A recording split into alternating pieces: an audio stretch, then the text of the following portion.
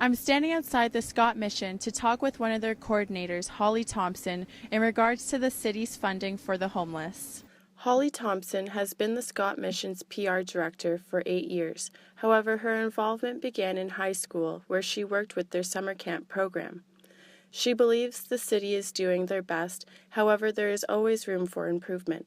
So the funding that we actually receive for this program is sufficient. It runs the program, it runs it well. We're really proud of this location and area that we're able to run. However, we do notice that there's more demand than we can meet here. So there's a limit on how many places we can offer, and that's kind of where the issue is there's more people that need beds than there are beds to have them stay. In addition to shelters and city-ran programs, the church plays a large role in supporting the homeless. Knox Presbyterian Church has been running a program for nearly 20 years.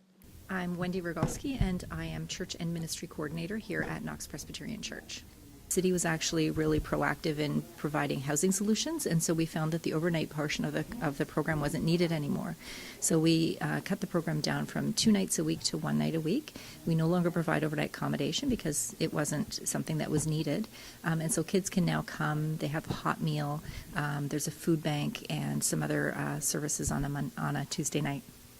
Although the church feels they no longer need to offer overnight services, there is still a high demand for emergency accommodations. This includes offering beds to a range of demographics. Across the city, there's a need for more types of beds. So shelter, emergency shelter like this for women and families, for teens, for men in general, but also different types of housing. So people who are able to move into an apartment but still need support.